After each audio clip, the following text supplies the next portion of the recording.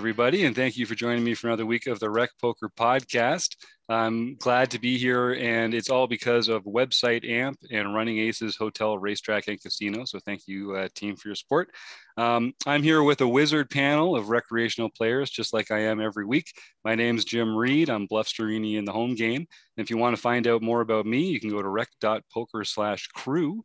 And you can also find out all about these weirdos. Hey, gang, why don't you tell Rec Poker Nation where they can come and find out more about you? Well, I am Chris Jones. You can find me on 5x5 on PokerStars and 5B5 on Twitter. And I am John Somsky. I am Poker Geek MN everywhere. I'm Keith Brandt, and I am Monkey System everywhere. And I'm Rob Washam, and I'm Ratman50 everywhere. See, these guys know they're the same thing everywhere. There's no underscores. They were very ahead of the curve when it came to social media and tags. Way to go, guys. Some jerk took 5x5 on Twitter. That's why I have to be 5B5 on Twitter. Yeah, you got to be an early adopter, Chris. That's why you got to jump out on those new platforms instantly. I'd also like to just take a second to thank Ben Rhodes, who recently became a premium member. So I'm excited to get to know Ben a little better and see what he's getting into in Rec Poker Premium land. And I also want to thank John Scar, who's been with us for quite a while. And I hope that John knows how much we appreciate their support as well. So here we are. You know, it's Monday night. We're recording this. The podcast comes out on Tuesday morning. It's going to come out on Tuesday, the 28th of December. So if you're listening to this on Tuesday or Wednesday, it's not too late to join our community Q&A session on Wednesday at 6:30 p.m. Central Time, 7:30 Eastern, where any community members of Rec Poker, you don't have to be a premium member, can go to rec.poker on the homepage there, click on the join the community Q&A and come hang out with the panel for free and talk to us about what's working for you in poker and what's not and how we can do things better in 2022.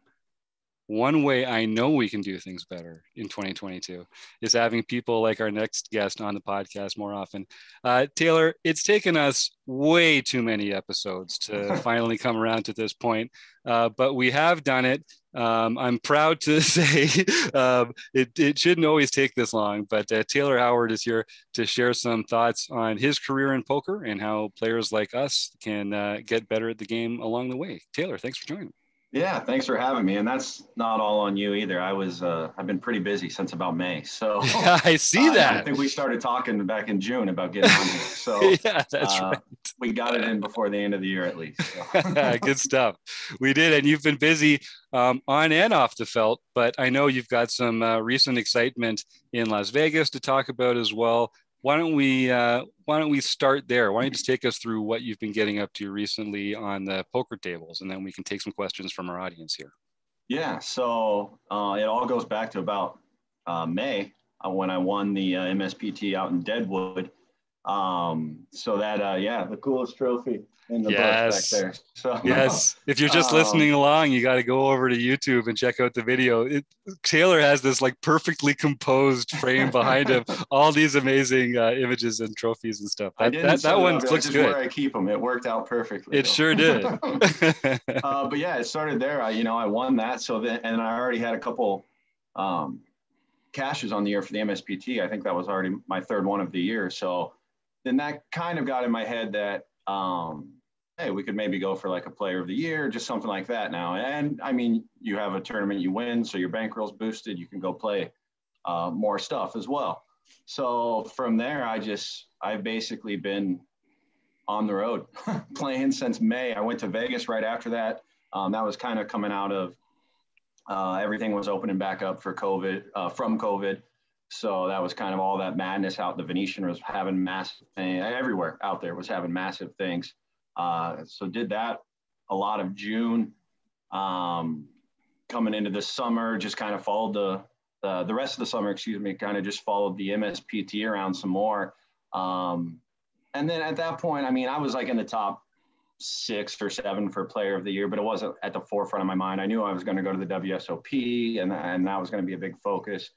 And then I got 8th in Grand Falls, and that got me up to 2nd or 3rd. So then from there, I was like, all right, now I think I have to kind of maybe play the rest of these events. Went to Vegas for the WSOP, You mentioned had some fun out there. It feels like I actually got my butt kicked out there because my last cash was October 21st, I think, or 24th, something like that. So just a month straight of losing, but ended up profiting a little bit out there from those first few cashes, those first few weeks. So that's always nice. And then got one of those cashes was actually at the Venetian, getting 11th in the MSPT. So then again, that was the player of the year stuff that put me into second within a couple hundred points of Cy Church. So again, that was all the player of the year stuff. Went up to Canterbury and played the whole series up there a week or two ago, and didn't do anything that first weekend and just got a min cash the second weekend. And then Kina, who was actually in fourth up for player of the year, took it down. What a run she had. And now she leads by quite a bit. I think I have to get like sixth or better out at the Venetian here next week to get that, but what a run by her. Yeah, no kidding. I know Keith Monkey System here had a question about did you start the MSPT Canterbury on table 3 in the front corner nearest the outside doors? If not you, you have a doppelganger. I probably did, but honestly, it was all, I played so much those 9 days I was up there that it's all, I don't know which tournament I started where. Yeah. Yeah, that was probably me. I played every tournament up there. So yeah, they do a great job up there. Yeah.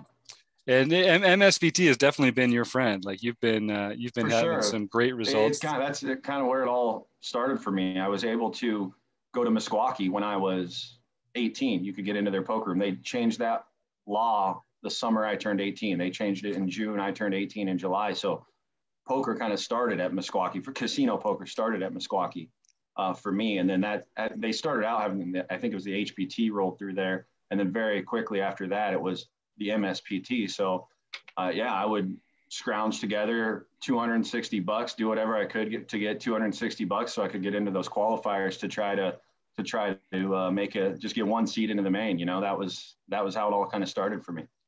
So let's talk a little bit about that, how it all started for you. So I think, you know, a lot of recreational players, you know, we played with family or friends when we were younger. Mm-hmm. For a lot of people, you know, they saw the movie Rounders or the Moneymaker Effect came along. Take us back to the early days and what got you involved in poker, just at the very early level. I think the first time I ever played was just at like a basketball tournament in 8th grade or something. And then from there, brought that back home to my home. That was like a traveling team, and brought that back home to my hometown. And it was probably I was 14 in 9th grade. That would have been about 03, 04. So it was kind of when it was the poker boom. Poker was on every TV channel all the time. And then we just started playing $5 games, $10 games. Every once in a while we do a high roller, get in for the $20 or whatever. And big birthday games for $25. And that's just what we did. I would have people over to my house. We would play in garages after our football games going through high school. I mean, instead of like having big parties and stuff or whatever, we would just have big poker games all the time. So that's kind of where it all started for me. Nice.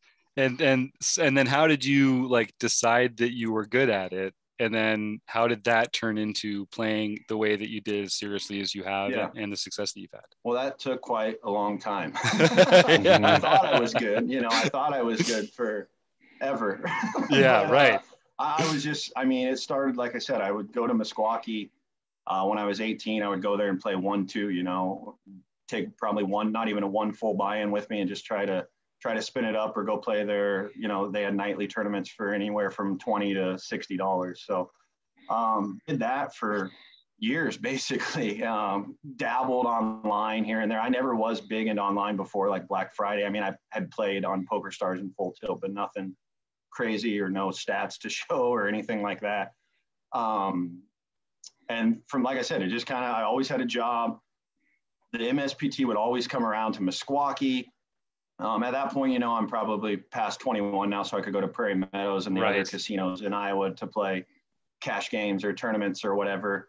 My first big breakthrough, I guess, would have been in 2014. I qualified in for the MSPT. I would always go up. I'd take work off like Thursday, Friday, go up there, play every satellite, and I bring like maybe $800 or something, $700, and just that's 3 satellites, and hopefully I get into the main.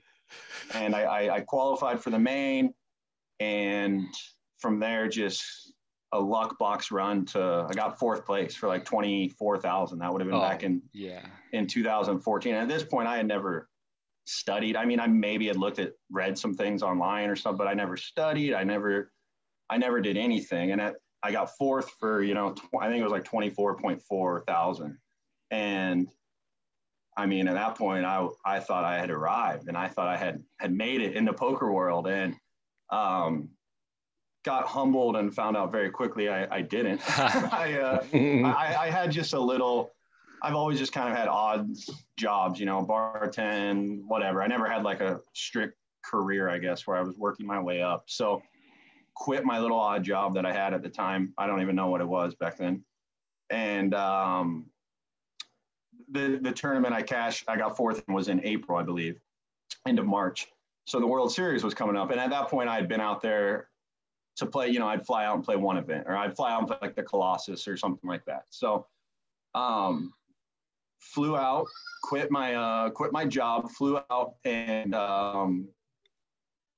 like I said, figured out pretty quickly that was probably not the best thing to do. But from there, it did teach me too that, okay, you can be good at this game. Like I can put time in, I can put effort in. Everything I just did was probably, I quit my job with a $24,000 bankroll and went and played 1500s and stuff in Vegas. So it wasn't smart, but it taught me like, okay, well, I can win at this game. I think if I can put time in, you can get better. You can learn better bankroll management, just all that stuff. It kind of gave me an awakening of, okay, I think now I can put some work into this game and become at least decent at it. I made it that far with just not ever studying. So now let's put some study in and see what can happen from there. Mm-hmm. And then let's talk about studying a little bit, because we've got so many different kinds of recreational playing listeners that there's different kinds of studying that work for different people. What worked for you? What didn't work for you? And then what helped you find those breakthrough moments? I'm a big visual guy, so I like to see things. So a big thing for me, I like just watching people play hands. So watching a stream or of a high level player, something like that, where they're also talking about their hands. Or I'm not very good at just sitting and listening. I want to see visuals and things like that. So a big thing for me is watching, even if it's just as simple as watching some of the whatever's on TV at the time or whatever, watching those hands, but then going further, just trying to find a high level player that you can see a bunch of hands of. And from there, just try to figure out in your head, what is he doing here? What's he thinking here? That's a big way I like to study. We do that all the time here. Chris Jones was running the session where we would sort of like look inside the mind of a pro and think about their mind frame when they're looking through different hands. Who were the pros that you kind of would look up to in the time that you were learning, and who were the people that you were like, oh, there's someone who I want to do stuff like what they're doing? So back then I actually did a bunch of Doug Polk stuff. Was always a fan of him. I did actually do Upswing as well. That was one of the subscription services I did. And another guy that I got big into starting out was Grips Poker. He had a bunch of free stuff on YouTube. So that was always, and he had a bunch of stuff with Ali during Ali's come up before he was the #1 player in the world. And like he was playing on ACR and stuff back in the day. And him and Grips were always, I think, good buddies. And they always had a bunch of I don't know if you can still find him on YouTube. That'd be interesting to go back and look. But I remember him having a bunch of stuff like hand histories with Ali and stuff back in the day too. Cool. So you like the visual experience of like going through hands street by street and talking about like that. And that's like good for training your brain how to go through that decision-making process, right? So how do you study the other sort of like more fundamental parts of the game, like ranges or math or, that kind of stuff? So another subscription service I used starting out back in the day was Raise Your Edge. That's a good, it still stands up today. It's a good, I think he updates it all the time as well. His ranges are great. And then I have some friends in the industry now who have just recently launched the last like year a range thing, Floptimal. Oh yeah. There's good people back behind that. So I've been using that quite a bit here I think they launched back in June, March, somewhere around there, spring, summer. So I've been using that quite a bit lately. It's a nice way to just very simple to go back and forth and look at your pre-flop ranges with all stack sizes. Yeah, a couple of the members on our wrecking crew use Floptimal in their training sessions at Rec Poker. It's really good in the way that you're talking about, visualizing. And I think if people go to rec.poker/resources, they can find a link to get into some of that stuff. Okay, perfect. And maybe even get a discount or something like that. So go I think they recently even launched a phone app too. So it's I haven't checked that out yet. I've just done it on the computer, but computer stuff's for the really kids, easy, these days. All these kids have these things these days. Oh, what? All right.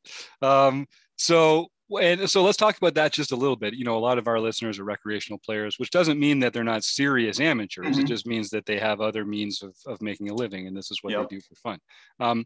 What are some kind of common mistakes that recreational players make or that amateur players make that you kind of felt like, this is how I'm gonna put the screws to this amateur, or B, this was a moment that I sort of transcended in my own poker journey?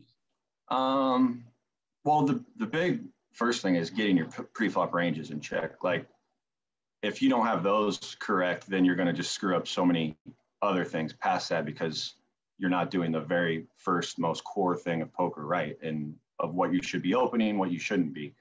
And then from there, I would just say, like thinking ahead. A lot of people will a lot of recs, and I used to do this too, of just, all right, I have this hand right now, I'm going to bet. But you don't think, all right, how will I respond if this happens? What am I going to do on the turn? What am I going to do on the river? What am I going to do if the flush draw hits? It's just, all right, I have this hand now, so I'm going to bet, or I'm going to check, or whatever. But it's not thinking ahead, where that's kind of the first, I would say, maybe next big step from coming from a rec is, all right, now I need to think through what is going to happen on each and every street. What happens if I do this? What happens if I do that, et cetera. I see we've got Jim and Martha in the chat here. So Jim, Martha, any of our other members, if you have any questions for Taylor, just type them on in there, and members of the panel, of course, can jump in anytime. So I think that's funny. He said getting those ranges, like checking in those ranges, or reining yourself in those ranges, because that is really so important. That people play way too many hands pre-flop, and that has that knock-on effect of then you're in these post-flop situations with wide ranges with a bunch of garbage in them, and it is. I still find myself, I'll question a spot or something. I'll look, I'm like, well, I wasn't even supposed to open that hand, so why did I even play that hand? Right. It's the first thing that you can do in poker outside of buying in. So you have to, from there, know what hands you're gonna open with, and how you're gonna respond to 3-bets, and et cetera. So the first most basic thing basically is getting your pre-flop ranges in the correct form. Yep. Chris? Yeah, Taylor, I kind of wanted to return to some things that you touched on really briefly, but kind of explore them a little. I mean, you spoke about winning that 24K and then sort of being humbled afterwards. You just talked about also going out to the WSOP this year and feeling like, even though you came out ahead, you felt like you had this long stretch of just losing consistently. Yeah. And I'm just wondering if you can talk about like how you deal with those. I mean, you've had a lot of great success too, but you also, obviously you're a poker player, so you've dealt with those sort of downswings as well. So like, how do you go about dealing with that? And how do you deal with those humbling moments that this game sort of puts in front of us all? Yeah. Well, now, especially that I'm doing this for a living, you just have to trust the process. Basically, I know that I'm a good player, and that if I stick to studying and what I've been taught, that eventually, I mean, in the long run, that I'm going to find a win. It's hard. Sometimes it can get hard to just keep going with that process, but to me, it's being able to put in volume as well, and being able to put in volume where you're not scared of the money on either side. So I've been very open too. I'm backed, so that's a big kind of relief for me, and it gives me structure in those times of a downswing where maybe if I was on my own, I wasn't keeping track of everything or whatever. It gives me structure and a person that I have to send a report to, basically. So that really helps me as well, I think. I'd love to explore that a little more with you, and I'm sure some of the backing stuff is confidential and it's not available to the public. But can you speak a little bit about that experience as someone who's backed with your credentials and with the games that you like to play in? What are the logistics that go into that? And yeah, just speak to that a little. So yeah, basically, I've been back now for 2 full years, basically. So good investment by your backer, I think. That's working out pretty well. Yeah. So, I mean, yeah, you need to put up some results, whether that be online, live. Online's honestly the best way and easiest way to find one, because you can send a graph to somebody that shows exact statistics, exact ROI and everything. So, I mean, live, you can put up results, and from there, somebody's just kind of guessing on if you're a winning player or not, because some people can bing stuff live, you know? So I would say online's the easiest way to get one. And then from there, it's just, like I said, to me, it's kind of just freeing, knowing that, okay, no matter what happens in this tournament right here, as long as I'm playing my best and continue to play my best, I can keep firing. I can fire tomorrow. I can fire next weekend. I get to go to Vegas next week and play the MSPT, as long as I keep studying and playing my best. And then, like I said, too, I mentioned structure. For me, and I think a lot of poker players, it can get kind of overwhelming and just become a blur. So for me, structure is good to have, like I said, a sheet that I have to send a report to my boss, basically. And if he has questions, I have to find something for him and give him an answer. It's not just kind of all up in the air of, oh, I think I lost this much in Minnesota. I think I did this in Vegas. It's all right there, and something that I have to report back to my boss with. So that's, for me, I need that in poker. Otherwise, it would just become a jumbled mess, I think. Yeah, I think a lot of professional poker players end up that way because they don't want to be part of a structured system or to like work for someone. Yeah.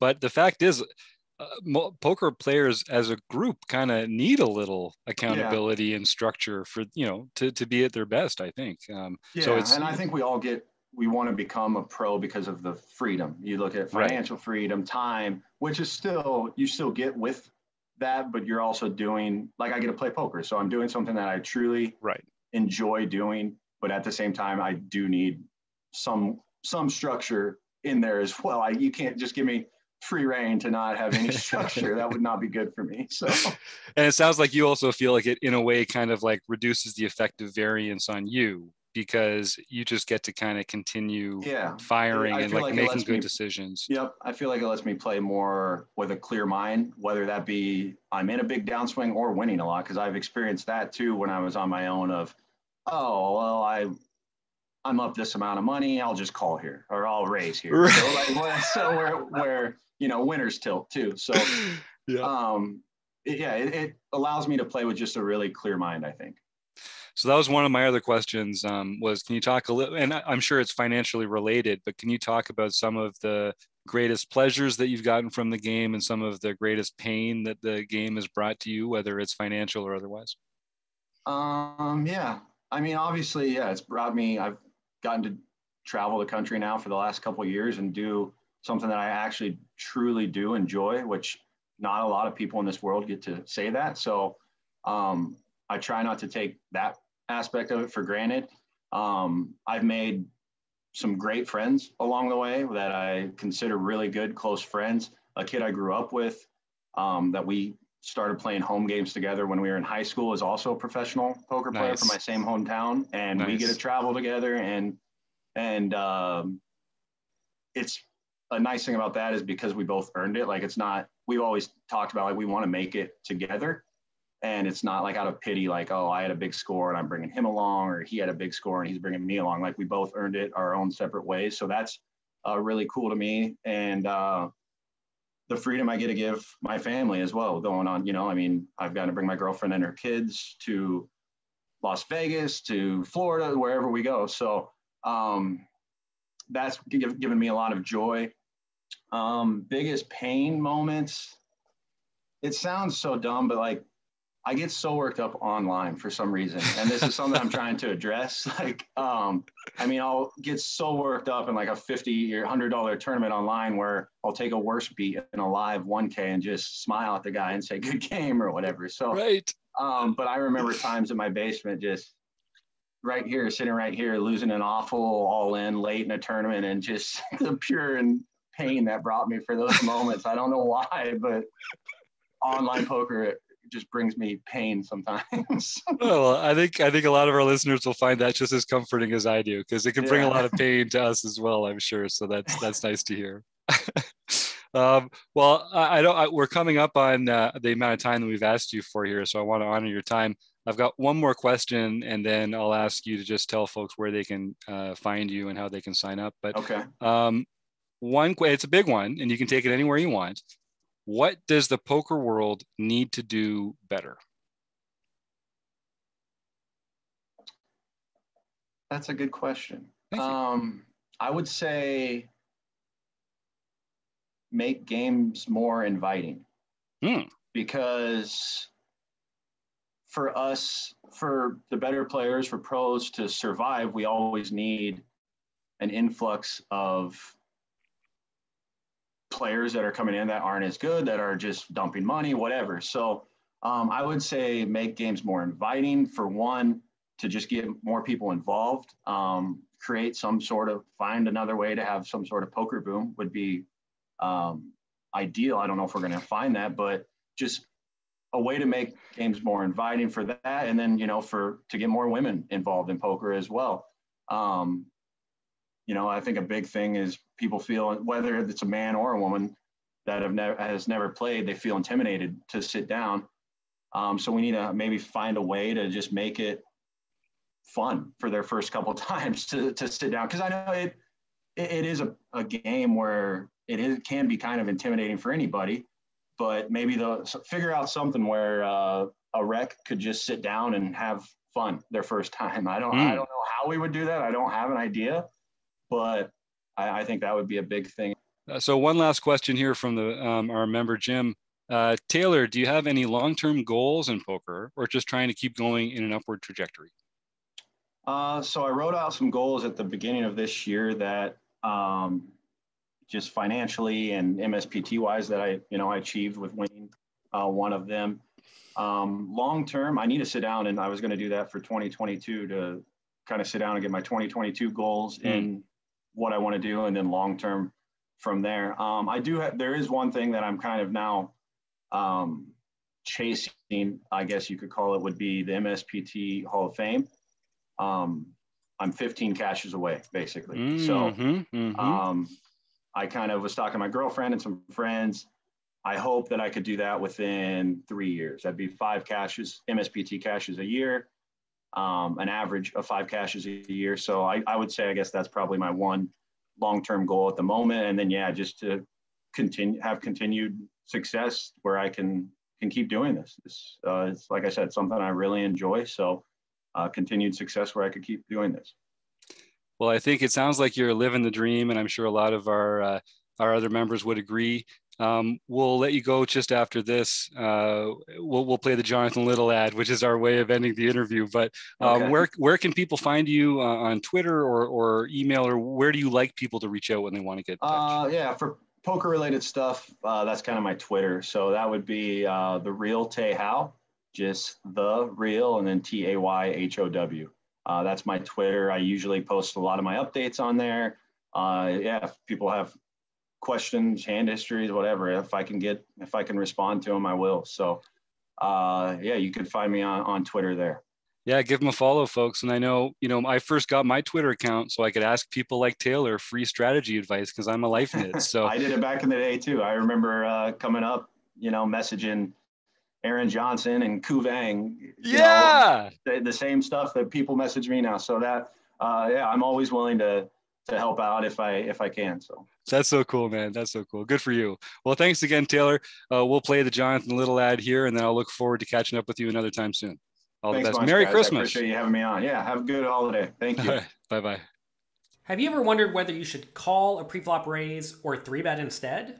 What do you do when you have a flush draw? Do you raise it, or do you just call? What do you do with ace king when you miss the flop? Are you tired of guessing about what the right play is with your particular hand? Well, my name is Jonathan Little, and I am a 2-time World Poker Tour champion and creator of PokerCoaching.com, where we offer over 1,000 interactive hand quizzes where you play a hand and then get real-time feedback from our world-class pros.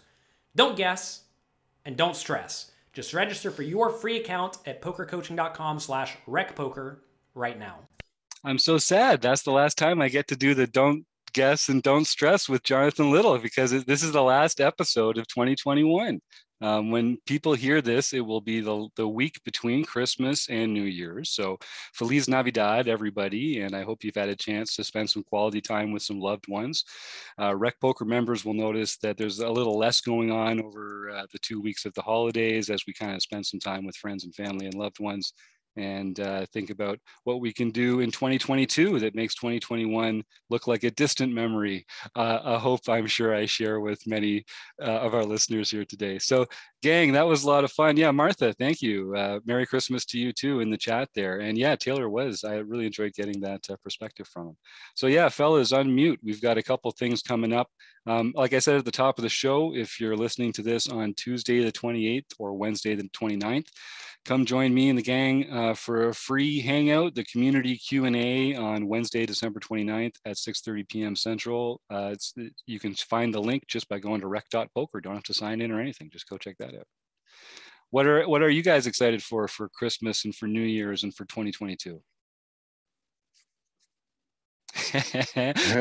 Keith, I know you've got a new study group coming out. It's on the first Thursday of every month, which means that, hold on, don't tell me that the first one in January will be on Thursday the 6th.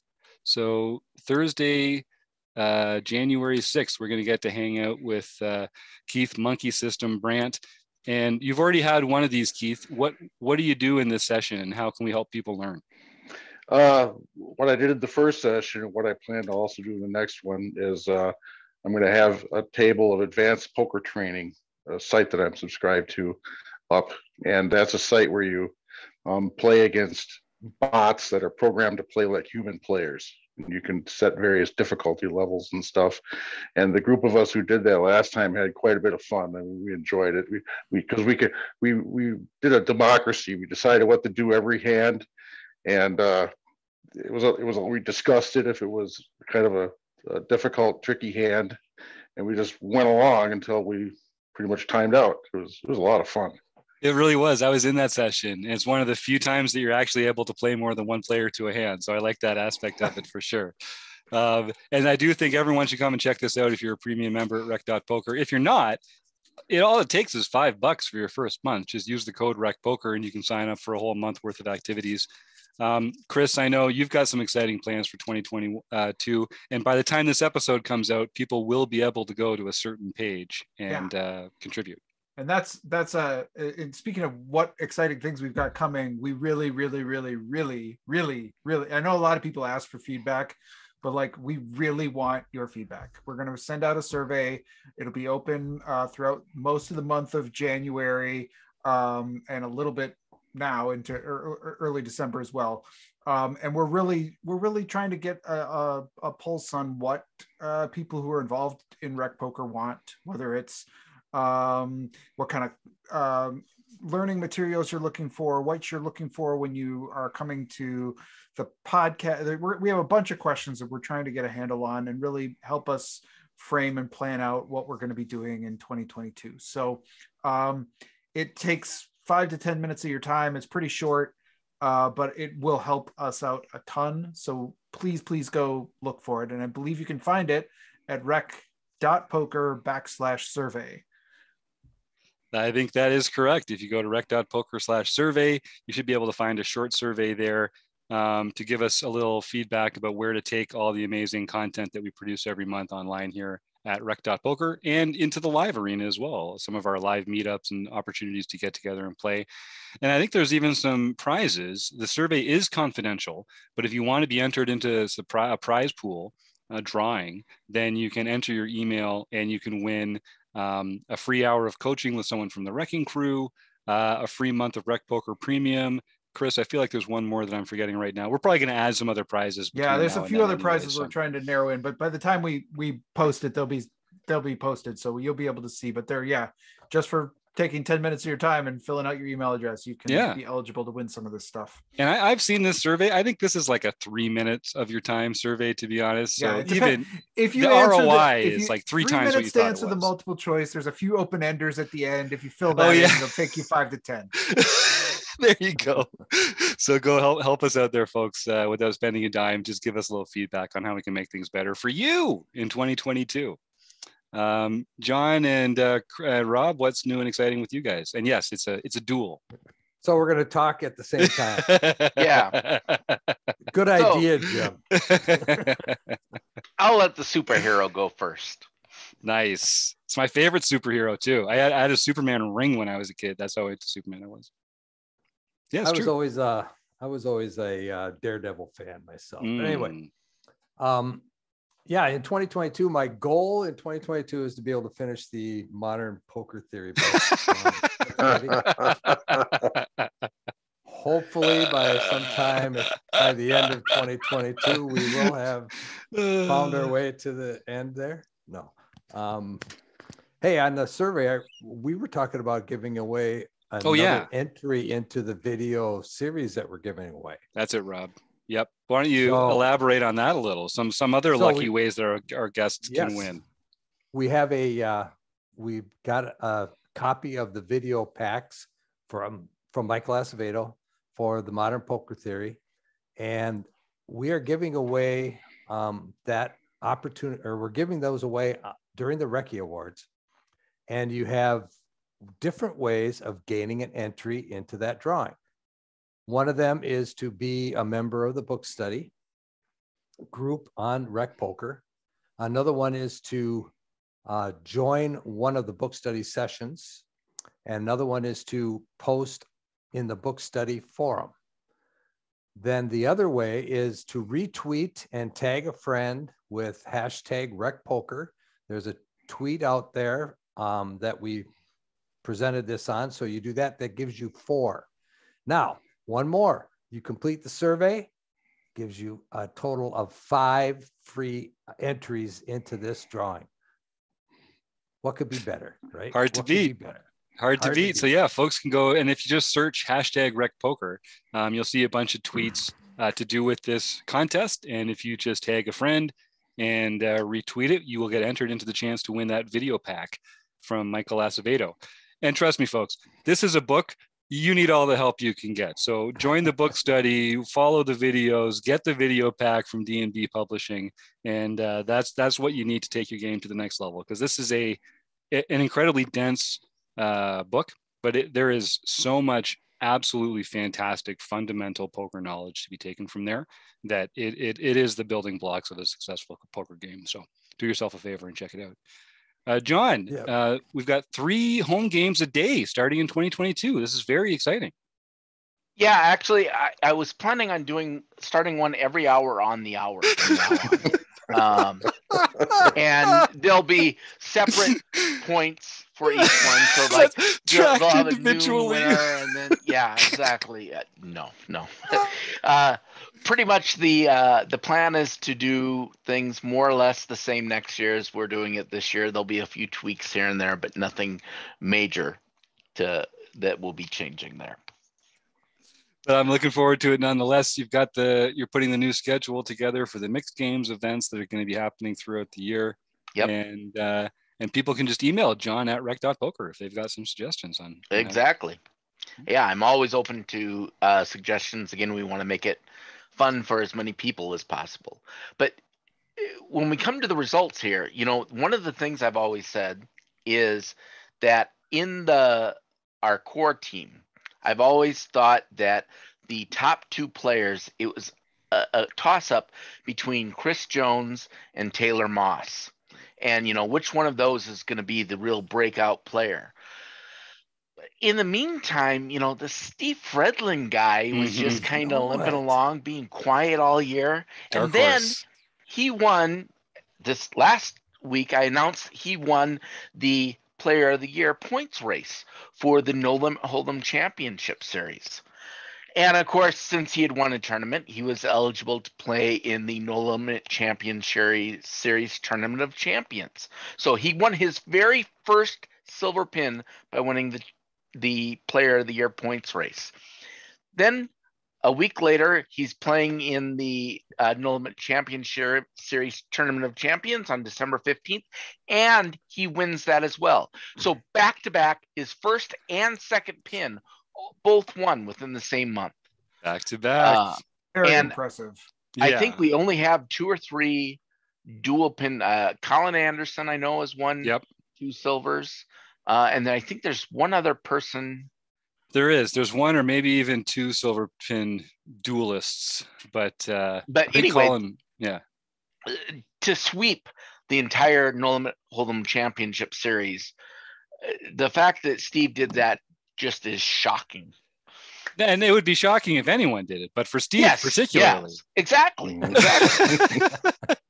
mean, it's an amazing feat. And in all seriousness, what we're talking about, just to be clear for our audience, so we play a monthly tournament that goes towards a Player of the Year series that goes on all year. And Steve won the points race for Player of the Year for consistency throughout the year in these tournaments. But then he also won the championship game for anyone who's won any tournaments throughout the year. The players that are the best in those tournaments go on to make this championship final. And Steve won that as well. So it is extremely impressive. And then Taylor Moss won the mixed game Player of the Year this year as well. So which is also no small feat with the crowd that plays those games. And with Chad McVean and Mike Patrick and Kathy Chang and a couple other aces in the mixed game category. So hats off to, and of course they're not wasting their time here on the podcast with us. Those guys are out there grinding PO solver and going deep into ranges, and he's getting the solvers out overnight running sims. But way to go to Steve and to Taylor, of course. Jim Gibson says, doesn't Keck Geek 65 has 2 silvers? Sounds about right. Sounds typical for the Kiki family. Yeah, he still has to get his 20th win. He said 19 wins this year. He's been on 19 since like late November, right? Right. So he still has one more to do. And we'll see if he manages to get it. Another impressive thing from Steve again this year. So he ended up winning 2 tournaments, 2 regular season tournaments in the No Limit Hold'em Champions, plus the Tournament of Champions, and he won 8 other tournaments this year for a total of 11. So breaking that 10 mark is quite impressive. We still have Jacob, who's going for his 20th. Across all series, and we'll see if that can be. But I want you to know, I'm talking to you, Chris, now. If you still want me to mention you in the top tier of the core team players, I need to see some evidence. I mean, you've been winning all of these easy ACR tournaments. For thousands of dollars. Your pockets for thousands. But come on, it's rec poker tournaments that really matter. You're right. I gotta. That is actually one thing, because like I barely played I just always found that my Wednesday nights were really busy, but I'm gonna try to play more, especially in the Play of the Year ones, because once you miss a few Play of those Year ones, then you're kind of like, wow, I can't win it. So, but this year I'm gonna try. Jim Gibson says in the chat, Chris is a master in game selection. It's true. He's been selecting some good games over on ACR recently. So nicely done. Nicely done there. All right. Then we have our daily series Tournament of Champions. That was won by East Coast Bidder Ben. Yes, Ben. So welcome to the Silver Pin Club. Yeah, exactly. That's fantastic. Good for you, Ben. It's one of my Canadian friends from the East Coast. I miss the East Coast so much. Then for our daily series nightly events, Rob Diesel, or our Diesel 11, Rob Diesel got his first victory for the year. Nice, Rob. Our first, in the nightly series. Keck Geek, that's Mark Kiki, that's Keck Geek Senior. Yeah. Got his 8th for the year, and he has 10 wins total this year. And so I see you've changed how you're doing these slides here tonight, John. They've got even more information available to our audience members. Yes, it's a little bit. I'm trying to remember how I made them up so I can remember what all of these numbers mean. But seriously, a shout out for Mark Kiki, who's obviously doing great work at home there, because if it wasn't for his son coming in and stealing the thunder, this would be an extremely impressive accomplishment in a vacuum. To have this many wins. It's still an impressive accomplishment. Yeah, I'm not going to take anything away from him. Just because someone else does better does not That's true. diminish. That's true. You know. It just diminishes the number of times you can bring it up around the dinner table. Yeah, exactly. Then we have Digging 8 Graves. Got his or her 4th nightly victory for the year. Right on. Flying Bricks. Sarah Hansen. Yeah, got Sarah. her 7th nightly victory for the year. Gloves 1010. Colin Anderson. Got his 3rd nightly victory for the year and 12th victory overall. Yeah, speaking of impressive performances, Colin knows how to bring it. And if you're a Colin Anderson fan, you should definitely come to the Recce's on January 26th at 6:30 Central, because he and Danny Schneider are the hosts. And boy, do they know how to have a good time. Yeah, it'll be interesting to see. I mean, we have quite a few options for, like what's the most impressive feat in our home games this year. So I'm really excited to see what they come up with and what we end up with as a winner there. Me too. And with the state of the world for the entire year, I think a lot of our events are going to be, a lot of our awards are going to be home game based. So all the more reason to get excited about those. I think you missed Patrick Barry, Jasper Jr. on December 17th. I did. He got hhis 3rd nightly victory. Pat Barry, knocking it out of the park. You're giving him the Taylor Moss treatment. Yeah, I was wondering about that. The name. Okay, then we have Basic Tax. John. Yes, we got him. We found a new one. We found a new name to stomp John. Let's go. Yeah, but this is his actual name, not the screen name, Basic Tax. That's easy. That is easy. I'm guessing it. I wonder if this is spelled wrong, if it's supposed to be Philac or if it's Pilac. Palak? Pilac. Palak? Yeah. Palak? Maybe. Anyway, all right, Basic Tax. Congratulations on your first win. First daily mixed victory. Sweet. Jasper Jr. then again. Wow. Patrick Barry got his 7th international victory for the year. 2 in a week. Stewie, 13. Stuart Carriage got his 3rd international victory for the year. Killer. Chatty Cat 222, Kathy Karen. Right on. Won the LPP event. Hey. So be sure to email jim@rec.poker and you will get your free month at Learn Pro Poker. That's so funny. I think we were just shouting Kathy out on the podcast a couple of weeks ago. I'm glad we got a little run good in there. Way to go, Kathy. Email me, jim@rec.poker. Let's get you that free month at Learn Pro Poker. And then last but not least, we have Oslo Burger. Tron Vidar Stensby won the Heads Up event. That's so this good. Guarantees him an entry into Marek Madness. Wow. Yeah, that was a good, tough field too. That was a pretty stacked field. I got through my first round, but I was shown the door in 7th place or something like that after that. Who was the runner up for that one? John, do you have that close to hand? I knew it at one point in time, but I do not have that. Right That's here. okay. We ask so much of you in these. Well, congratulations, Tron Vidar. I know Tron's been, he's in a different time zone, so it's not always as easy for him to join us for the discussions. But I know he's an active forum poster. He's always lending his insight to the sessions that he can make. I've seen him in a couple of our Saturday afternoon sessions in our time. So good way to go. I'm not surprised one bit. Applying those principles to the Heads Up victory. Way to go. That's nice. It was Stewie 13. Oh, man. I said he was a killer. That guy knows what he's doing. Way to go, Stu. Congrats on a close race there. Second in. You'll have some other chances in 2022 to get it all the way to the top. All right, gang. What else is on people's lists before we wrap this up and send these folks into 2022? Keith, where can people go to find out, what's your Wrecking Crew page if people want to find out more information about you and your events here and how to get in touch with you? What's the best way for them to do that? You can just look up Keith Brandt or Monkey System. That's spelling monkey with MONKIE. There you go. So I hope people do. Yeah, or you can go through the Wrecking Crew link. Yep.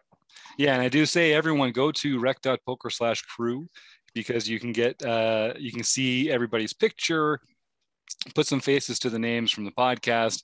Everyone's got their own Wrecking Crew page, so you can find out about their story in poker and what they like to work on and how you can learn along with them. So I do encourage everyone to go and check that out.